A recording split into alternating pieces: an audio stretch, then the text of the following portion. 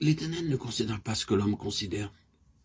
L'homme regarde ce qui frappe les yeux, mais l'Éternel regarde au cœur.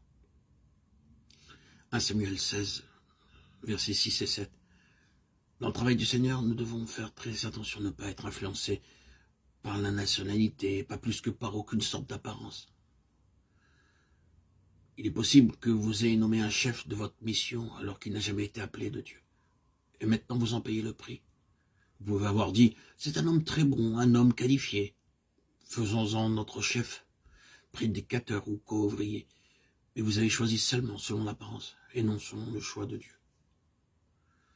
Nous voyons aussi David, qui est l'illustration du troisième principe divin, la nécessité d'observer l'ordre de Dieu. Dans 1 Samuel 16, 12 à 14, bien que l'Éternel se soit séparé de Saül, nous voyons que Dieu lui permit d'être encore roi pour un temps, afin que David puisse être convenablement préparé. Dans 1 Samuel 30, 1 à 4, nous est relaté de quelle façon tragique David fut battu par les Amalécites à Tsiklag. David et ses hommes pleurèrent jusqu'à ce qu'ils n'eussent plus de la force de pleurer. Et pourquoi?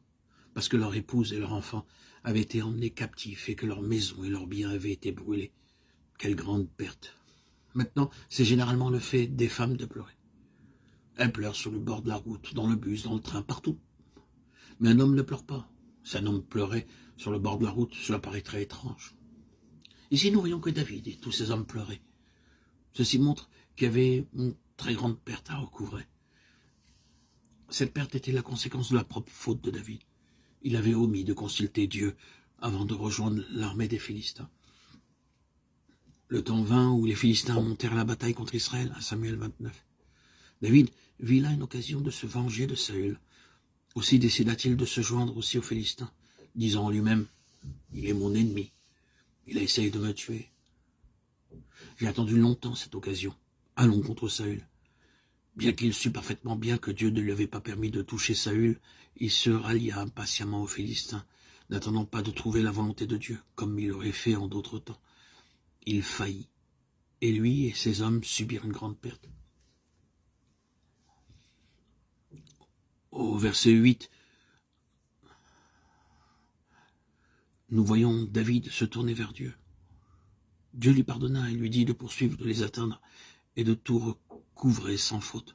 David poursuivit et non seulement il recouvra tout, mais il ramassa un tel butin qu'il put payer ses dettes à tous ses hommes et envoyer des cadeaux aux anciens de Juda.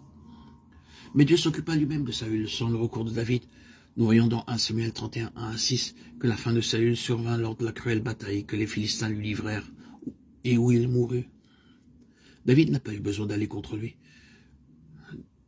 Dieu avait cela sous son propre contrôle. Mon avis est que nous n'avons pas à combattre contre les gens et utiliser des armes charnelles. La seconde fois où David subit une perte est relatée dans 2 Samuel 24, 1 à 4 et 13 à 17. Il succomba à la tentation de dénombrer le peuple. Il savait parfaitement bien que toutes les batailles avaient été menées et remportées à cause de la puissance de Dieu, et non pas la force de son armée. Mais par orgueil, il voulait s'assurer qu'il avait une très grande armée sous ses ordres.